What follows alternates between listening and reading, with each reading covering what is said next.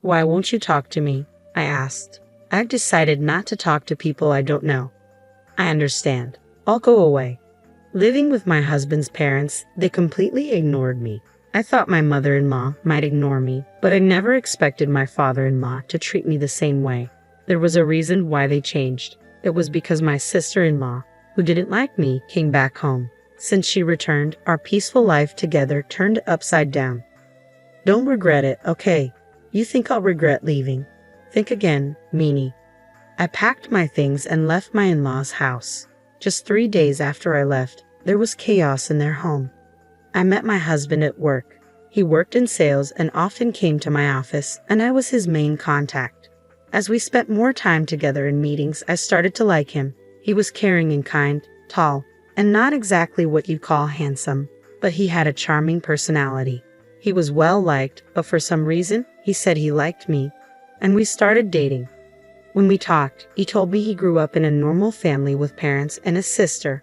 I lost my parents when I was young and grew up in an orphanage. It was a hard thing for me, but when we started dating, I told him about my past. He said, "That sounds tough, but don't worry, I'll always be here for you." Not long after, he asked me to marry him. He always wanted our relationship to lead to marriage and quickly introduced me to his parents. When I told them about growing up in the orphanage, they listened carefully and reassured me it wouldn't affect our marriage. It made me really happy. They even said that my background didn't matter in becoming their daughter-in-law, which made me feel really good. But my sister-in-law, who was very close to her brother, seemed surprised, asking, "You grew up in an orphanage?" My husband had to scold her. Looking back, she probably didn't like me from the start. I didn't think much of it then, just assuming we were still getting to know each other. Before we got married, my husband and I talked about moving in with his parents. We thought about it seriously, but I decided to keep my job. My husband was going to be transferred soon, and although I considered quitting to move with him, my career was going well, and I had just been given more responsibilities at work. We discussed it and agreed he would move alone. After our wedding, I wanted to enjoy being newlyweds for a while. I even thought about visiting my husband during long weekends to have a May vacation together. Moving in with my in-laws right after getting married seemed a bit overwhelming, but my husband probably felt more comfortable living with them. Also, he might have wanted us to live together to ease his mom's worries. Since I lost my parents when I was young, I always wished for a family, so living with them didn't seem entirely bad. Besides, my in-laws had always been nice to me, and I grew to like them. It was tough juggling work and my role as a daughter-in-law, but having a family made me happy and complete. One day, my father-in-law came to me with a surprising request. It was the beginning of some trouble in our seemingly happy living arrangement. It happened when my usually anxious mother-in-law, who often acted bossy towards my father-in-law, was out shopping. I was getting ready to do some cleaning on my day off when my father-in-law asked to talk to me. "What's up?" "Well, I don't want my wife to find out, but I need to take time off from work." "Time off?" I asked, surprised. He explained that he'd been having problems with his boss and co-workers, and his health had gotten so bad that he had no choice but to take a break. My mother-in-law is a nice person, but she's always anxious and a bit over-worried. Living with them, I notice how she tends to fret a lot, and my father-in-law walked on eggshells around her to avoid upsetting her. He had always been on the thin side, but lately I realized he seemed to have lost some weight. It would have been nice if my mother-in-law genuinely cared about my father-in-law's weight loss. But when he took a sick day because of a cold before, she said, "A cold? Everyone else at work is climbing the career ladder. You're always taking days off for health reasons. That's why you're not getting promoted." Instead of being concerned, she tended to criticize him. He probably tried his best to keep going, no matter how bad he felt. But his health got worse, and he secretly took time off to go to the hospital. He was struggling both mentally and physically. With him leaving work early often, being late, and calling in sick, there was talk about him needing to take a break from work. But he didn't want to upset my mother-in-law at any cost. If he suggested taking time off, she'd likely get really angry. Also, my father-in-law didn't earn much, and he relied on extra pay from working overtime. Taking time off would mean a significant drop in income. If he told my husband, he might tell my mother-in-law, so he came to me, asking if I could help with the bills. If I mentioned taking a break, she might even leave me, he said. Hearing that hurt, I was grateful to my in-laws who had accepted me warmly, regardless of my past in an orphanage. Wanting to support him, I decided to help him out during this tough time. Okay, I'll send you money every month. Use it for expenses. I'm really sorry. I'll try to get better soon and go back to work. Thank you so much. After that, my father-in-law continued to pretend to go to work while I sent money to his bank account for living expenses. My mother-in-law wasn't very thorough with checking her bank statements, so she didn't notice my transfers. He'd act like he was going to work but instead went to a mental health clinic or went for walks in the peaceful mountains. Over time, he started looking better. I thought he might go back to work soon, but then something unexpected happened. After a fight with her husband, my sister-in-law went back to her parents' home. There's nothing like being back home. I thought I'd lose my mind if I stayed with that stupid husband of mine. I'll be here for a while. Can you make meals for me too? I knew from the start that my sister-in-law didn't like me. At our first family meeting, my husband was upset because she clearly showed her disapproval. During our wedding, she had a sour look the whole time and even told me straight out, "My brother looks great, but you. He could have married someone prettier." She openly judged me for being raised in an institution, saying it was embarrassing that I didn't have parents at the wedding. However, she got married before us and had already moved out, so I thought I wouldn't have to deal with her much. That's why I thought it would be okay to live with them. If she had still been living at home, I wouldn't have even considered moving in, knowing how she would treat me every day. I thought her stay was just temporary because of her marriage problems and expected her to leave in a few days. Even though she was stern with my father-in-law, my mother-in-law had never been harsh towards me. Even if my sister-in-law made mean comments, I believed my mother-in-law would defend me. But I was wrong. One day, when I came back from work, my mother-in-law's behavior seemed strange. "Is something bothering you?" I asked. She seemed distant, not talking to me like usual. When I asked her what was wrong, she said, "Did you know you've been talking about me behind my back?" "What? I've never said anything bad about you. You've always been kind to me, and I'm really thankful. Why would I say bad things about you? You've been acting like the perfect daughter-in-law, but you've been talking behind my back." "Whatever," she said, leaving the room. In the hallway, my sister-in-law was smirking. "Looks like you're not in her good books anymore. Did your true colors come out? Being from an orphanage, your background really does matter, huh? It's best not to gossip about people, you know." I haven't said anything bad about her. Oh, the neighbors seem to have heard everything. When I came back home after so long, they told me you've been talking badly about her all the time. What? Who are these neighbors? Well, it's been a while since I got married and moved out, so I kind of forgot their names. I never said any of that. Stop making things up. Oh, how disrespectful. Mom, she's calling me a liar and being mean to me, my sister-in-law said as she walked into my mother-in-law's room. After that, my sister-in-law's mean behavior got worse. She claimed I told her to sleep in the hallway and take the last turn for a bath because she's just a guest. She complained to my mother-in-law about every little thing. Every time, I had to explain I hadn't said or done any of it. But my mother-in-law seemed to believe my sister-in-law and be influenced by her. My sister-in-law stayed longer, making me wonder if she planned to stay forever.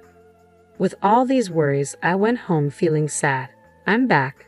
Before, my mother-in-law would warmly say, "Welcome back," but now it was quiet. "I'll start making dinner," I said, stepping into the living room.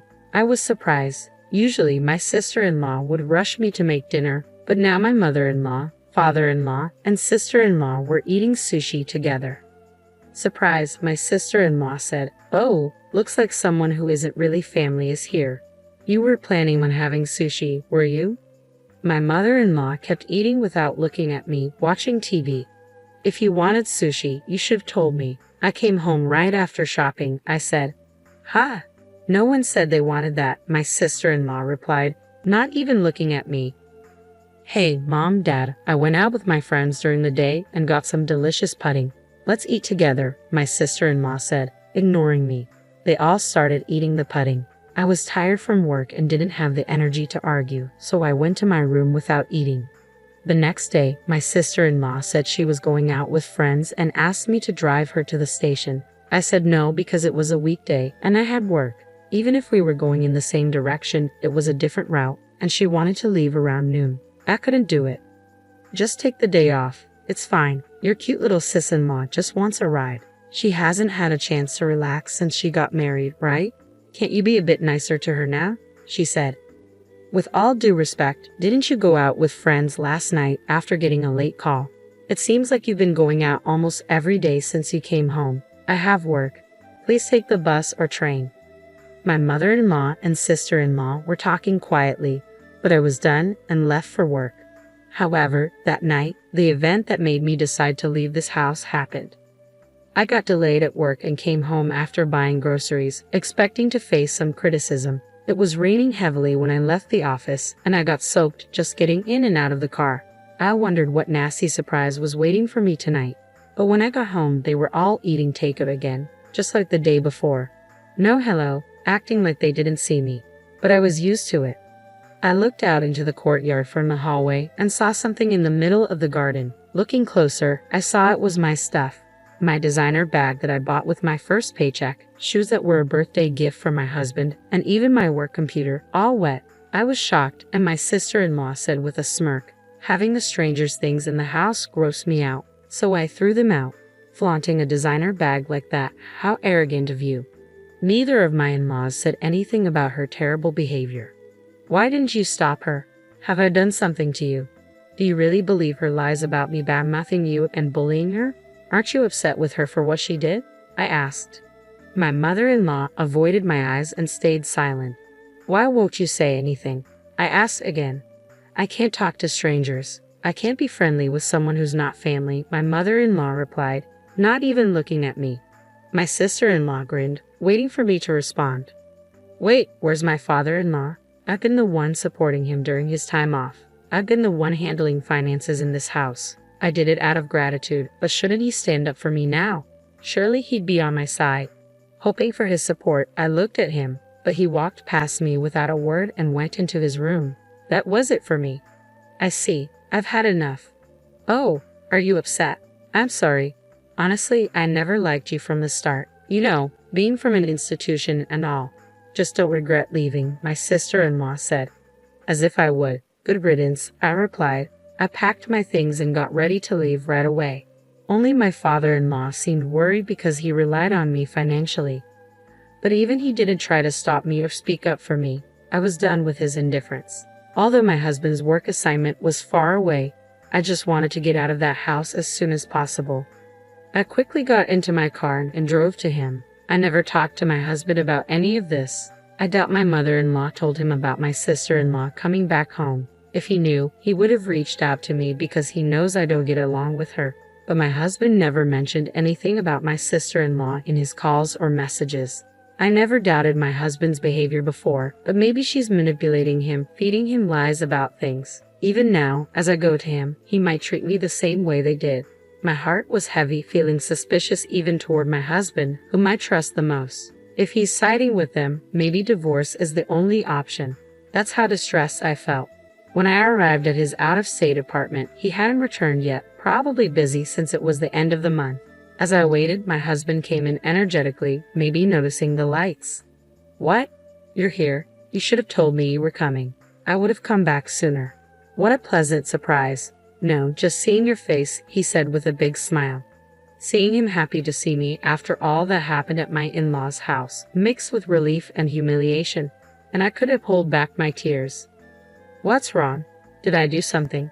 Seriously, what's going on? He asked, concerned. It seemed my husband had no clue about the treatment I endured at his parents' house. I gathered myself, knowing I needed to explain everything clearly to him. I started recounting everything. How I've been financially helping his father who took medical leave without telling his wife. How his sister returned and was now staying at their parents' house. How she lied about me to his mother, turning her against me. How they treated me like an outsider. Ignored me, and even ruined my belongings by leaving them out in the rain. Through tears and pauses, I poured out everything to him. Finally, I made it clear that I couldn't go back to that house ever again. And if he couldn't support me on this, I would want a divorce. My husband apologized for being too focused on work and not checking in on me more often. He regretted his family's behavior towards me. He assured me I didn't have to go back there or even talk to them again. Even if I forgave them someday, he was firm about cutting ties with his parents and sister. He also promised not to provide any more financial aid to his father. That night, I felt a huge weight lifted off my shoulders. The tension I'd been carrying melted away, and I slept peacefully by his side. After leaving my in-laws' house, I never went back. Commuting from my husband's out-of-state place wasn't practical, but I had already talked to my company about working remotely. My job didn't require me to be in the office all the time, and many of my colleagues worked from home too. Although I still had to visit the office a few times a month, some colleagues lived even farther away, so working remotely wasn't a problem. Living with my in-laws and dealing with my sister-in-law's bullying, I hadn't truly experienced married life, but now we could finally live like newlyweds. As I set up my remote workstation, as expected, my sister-in-law contacted me. It turned out that the day after I left their house was my father-in-law's payday. My mother-in-law usually takes out a certain amount and transfers it to their household account, but this time she couldn't. It was only then that she realized I had been helping them financially during my father-in-law's time off. "Hey, why didn't you tell me you were covering the living expenses?" He asked me not to, saying he didn't want you to know, so I kept it to myself. Anyway, we're running out of money for living expenses, and there's no one to cook or do laundry. The place is a mess. As his wife, you need to come back and take care of these things and send money quickly. How heartless. I already told you, didn't I? I have no intention of going back to that house or being treated like your maid. Why should I help people who hate me, ruin my things, and treat me like this? Aren't you his wife? Without your help, we can't pay the bills or even shop. That's exactly why I'm saying it. I'm an outsider, so it's none of my business, right? I hung up, ignoring my sister-in-law's complaints. She and my mother-in-law kept bothering me with calls and messages, but I ignored all of them. Even after my husband returned from work, they kept calling persistently. When my husband finally answered, he told them firmly, "I won't forgive you for how you treated her, and I'm not sending her back to you. I'm not coming back either. I don't see you as my family anymore. Leave my wife alone, or you'll regret it." Considering my sister-in-law adored her brother and my mother-in-law heavily relied on him, they were probably shocked. A few days later, I got a call from my father-in-law. He said living with my mother-in-law and sister-in-law was getting too hard, and he begged me to continue the financial help. I'm grateful they accepted me when I married, despite growing up in an orphanage, but they didn't support me when I needed it, despite all the financial help I provided. I don't owe them anything. Why should I help those who joined others in ignoring me? I'll never assist you again. And with that, I ended the call. Later on, my persistent mother-in-law and sister-in-law shamelessly showed up at my workplace. Since I was already working remotely and had a bad feeling about them, I had informed my company about the situation. Security was alerted right away.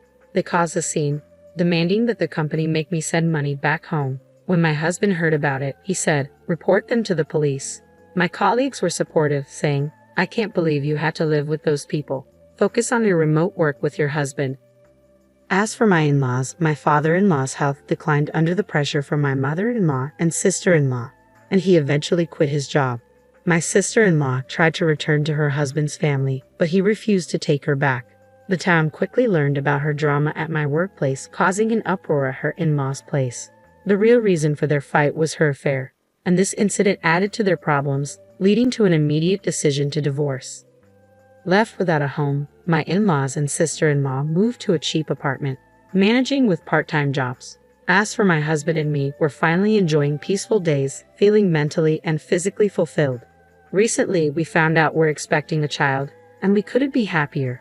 We're eagerly awaiting the day we meet our baby, cherishing our time together.